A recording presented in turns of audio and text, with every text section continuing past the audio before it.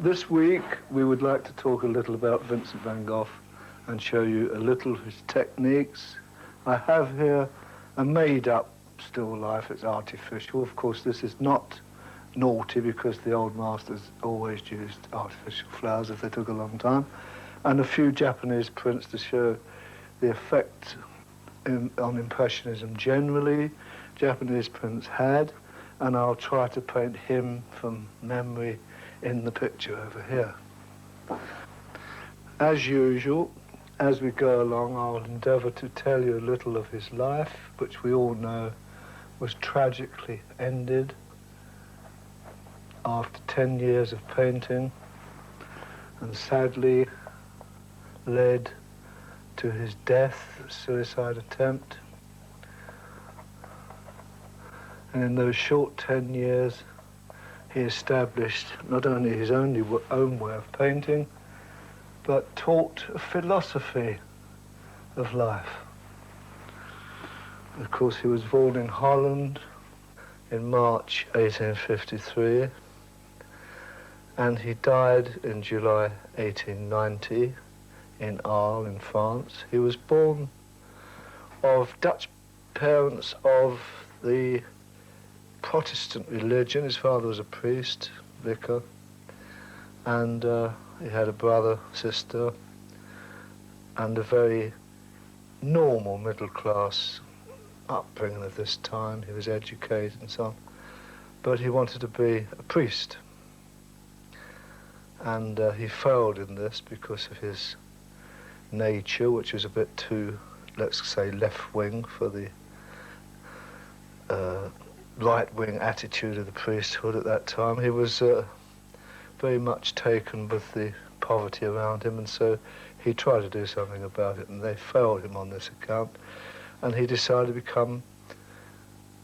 go into the art business. His uncle, Van Gogh, kept an art shop or two, one in London, one in Paris, and this is where we touch upon Vincent's life in London, because he lived at Isleworth and other parts of London. He taught there English.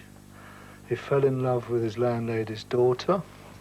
That was his second love affair that he failed in. And of course, with due respect to the ladies, they seemed to cause a bit of bother with the boys.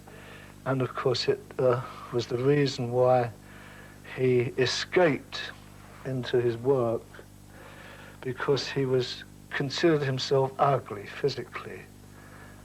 He wasn't all that beautiful, but at the same time he wasn't all that ugly, in my opinion, but he had this rather frightening expression, intense expression, that is often mistaken for madness.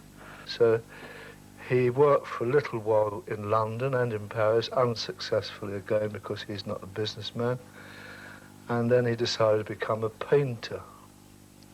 He had quite a good training in the sense of a friendly people like Anton Mauve was one chap who taught him, and other lesser-known painters. But mainly he taught himself from books and studying on his own. And of course his predilection was to go out into the country and draw. He learned much from his Dutch contemporaries, and he learned much from the Dutch masters, Rembrandt, and incredibly enough, he was much influenced by Frans Hals. He went down to Paris, where of course he had the good fortune to meet quite a lot of Impressionists, an incredible amount really.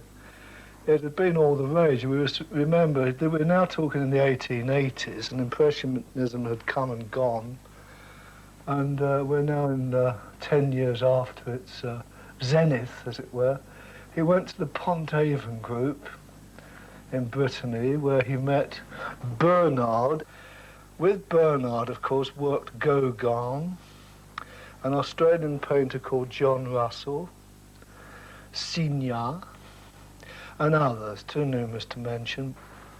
And then he went down to Arles to start in the Yellow House a new life, where he hoped his friends, the other artists, would join him there, making an arrangement with his brother Theo to keep him. And Theo sent Vincent money every month and canvases and paints and kept him financially. Now the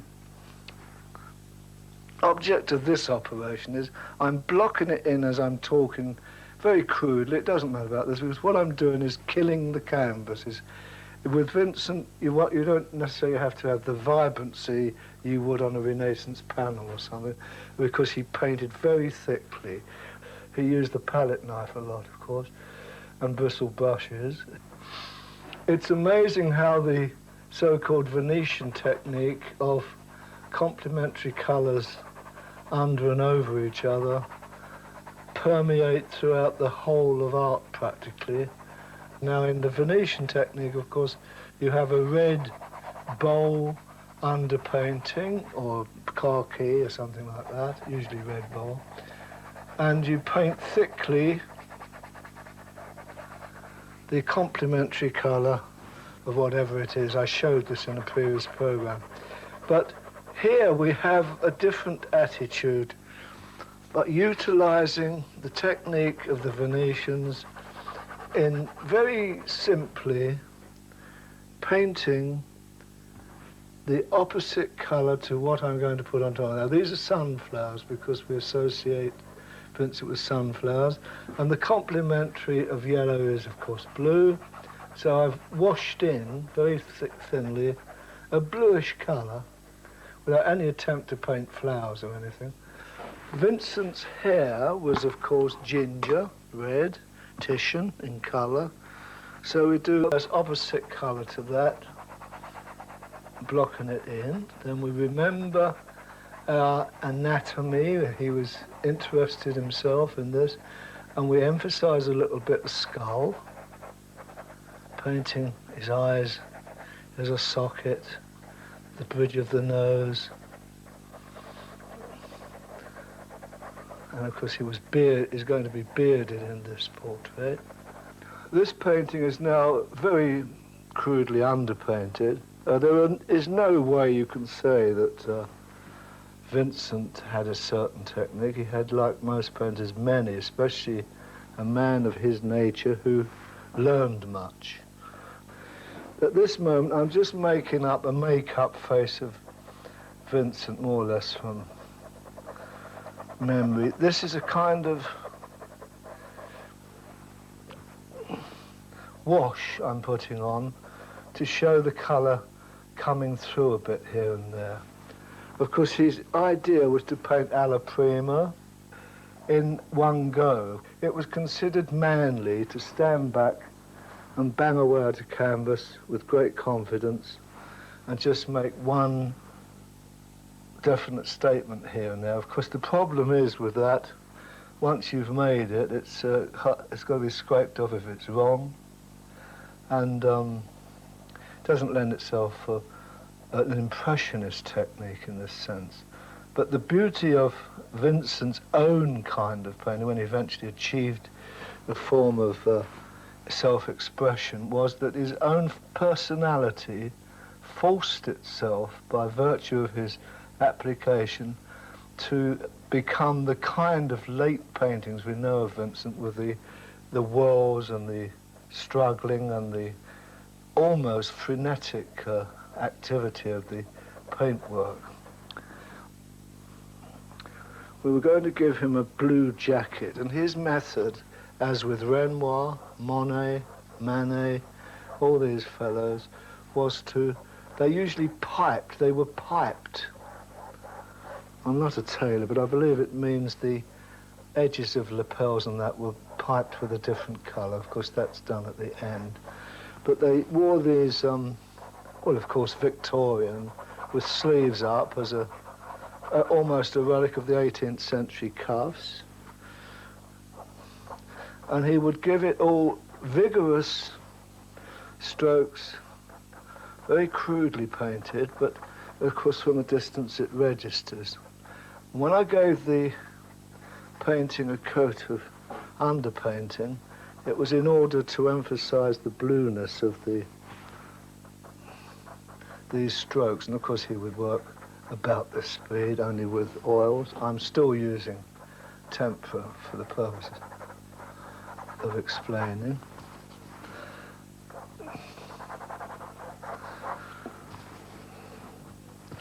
Green, blue, any cold colour will register.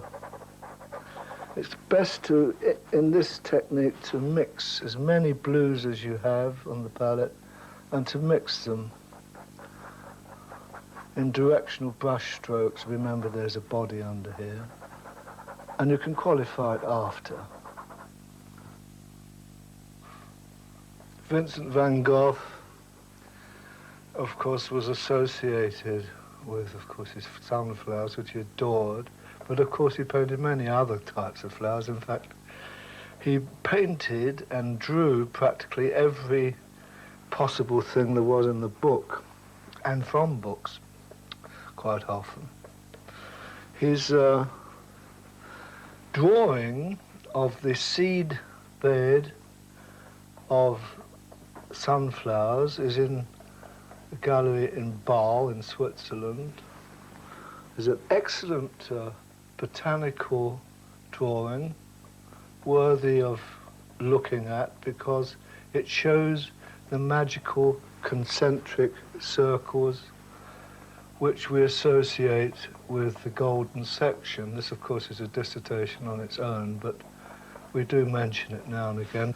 And he was aware of this. I mean, I'm illustrating this to show that he was not the ignorant Dutch mad peasant that most people like to feel he was.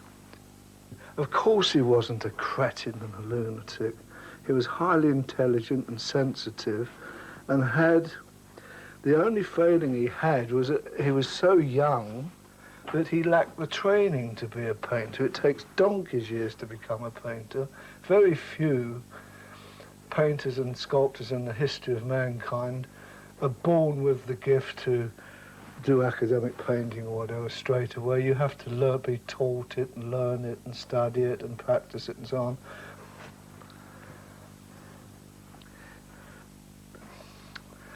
I have a feeling, it's only a personal feeling from studying, that when Van Gogh was down at Arles, his great dream of creating a brotherhood of painters down there, and invited, of course, as we know, Gauguin and Bernard and Signon and many other chaps, and he hoped to found a kind of Pont-Aven school in the sun. And, of course, the inevitable happened that the conflict of personalities, it's one thing to talk in a cafe a bit squiffy about the aesthetics of painting, it's another to have to live with someone. And although I love Vincent very much, he probably was quite difficult, I should think. He was, for one thing, he was very untidy. I can't complain, I'm untidy myself, but it is a bit irksome when you get someone, say, who's an ex-sailor, like Gauguin had been around and knew the discipline of a ship. I think he only stayed there about 3 months. Then they had the tragic business of Vincent having a bit of a bad turn and cutting part of his ear off. Apparently it was something to do with, he was madly in love with a waitress or something and sent it round as a little present for a birthday. There were various stories about it. Whatever transpired, it was symptomatic of the depression he was feeling with the eternal arguments of the two men. Vincent's technique varied enormously throughout his life, and he worked quite often in stabbed strokes of thick colour, applying it similar to this. It seems somehow to be affected by his mood of the moment, that sometimes he was in ecstasy with a landscape, sometimes in despair. According to his moods, he would paint, and his technique seemed to, naturally, of course it would, it alters with a man like this. So if he was happy, he would paint very quickly and be jolly like this, and if he was sad, he would be more lugubrious and slow, and his colours would alter accordingly, or perhaps he'd have the courage, which often comes from despair, of painting a happy picture when his heart was breaking, like a Pagliacci with the palette. I'm using this kind of cross brushstroke almost automatically as I'm talking, because this is the brushstroke he would have used. He allowed the thickness of the paint to tell the story. It's a directional painting plus texture.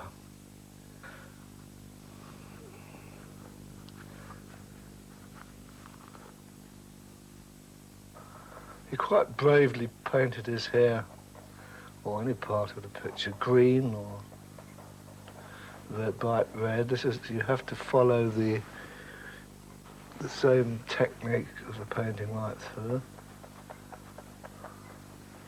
And although it looks crude, and is in fact crude relative to the smooth paintings of some masters, it registers as a modern, as they call them, a modern painting, decorative. See how fast you can alter the expression simply by the central area of the forehead, these lines here.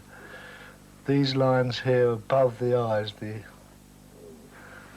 actual top eyelid, if a lateral movement made up gives a look of sorrow, if just the one line on each will give a look, and this related, and because this is the movement in painting, lines that go upward and outward toward the corner of the canvas, as it were, express joy, and those that go in the contrary direction express sorrow.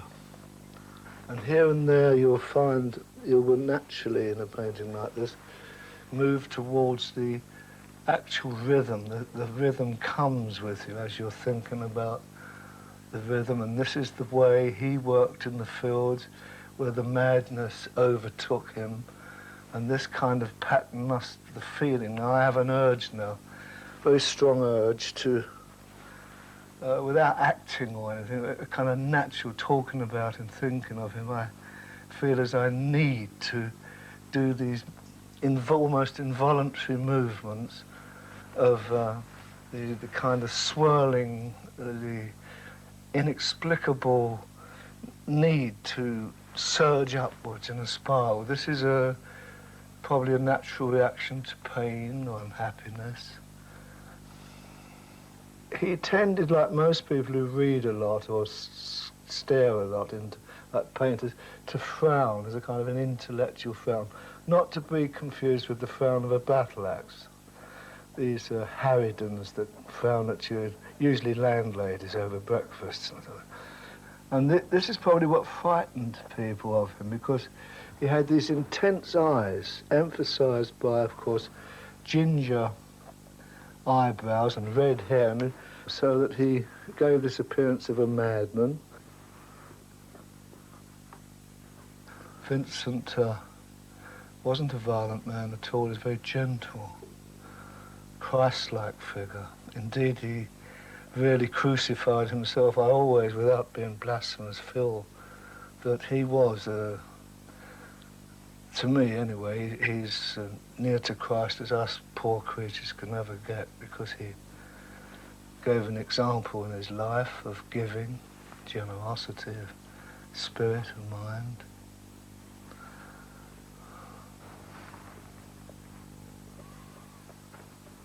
His hair apparently had glints in it. I actually knew a man who had met him, so I have kind of first-hand information.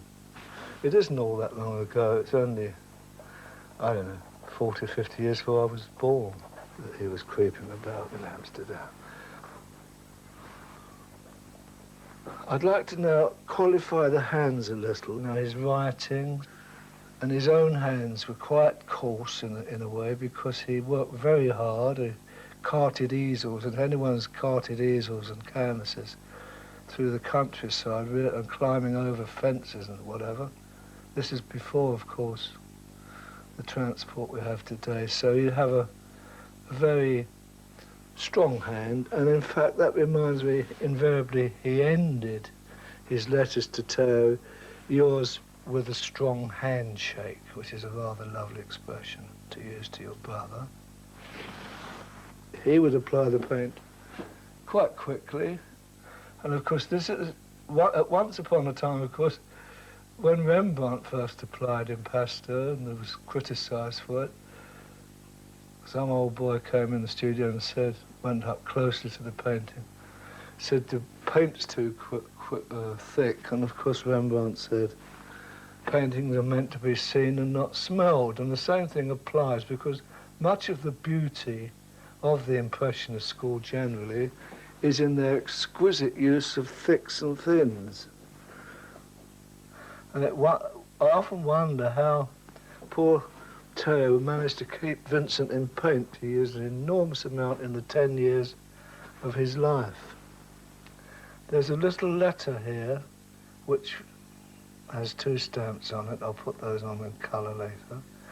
But will have Theo's name and address in Paris. He's just writing to him. We're imagining all this, but of course it did happen.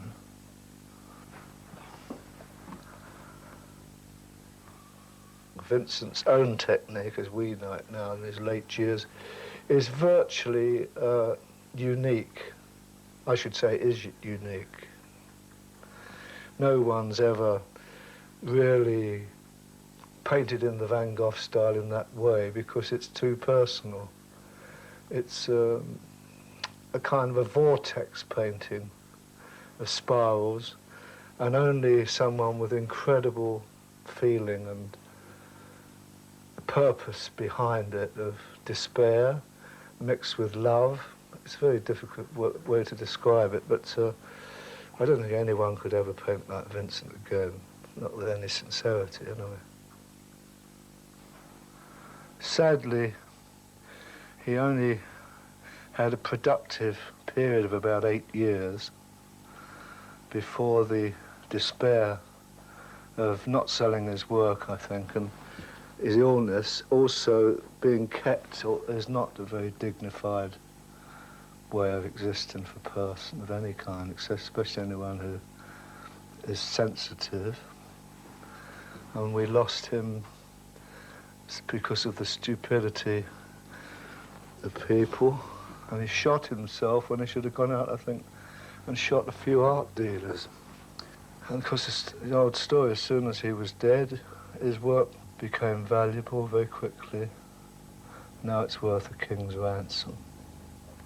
Vincent, of course, his lovely love of blue, used to draw these lines around things to give them a little area of their own. Of course,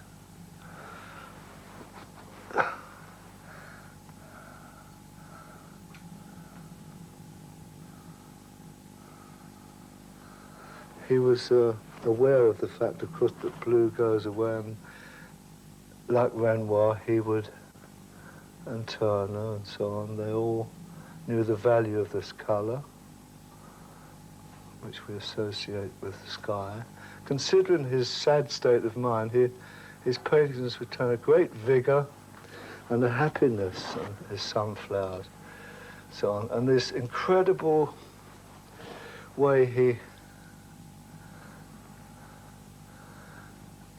paint took on a living kind of vitality of its own, especially when he was possessed.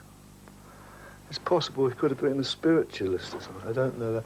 One feels that a bit. But anyway, we'll just say goodbye to him now. I think that's about all I can do tonight. Thank you very much.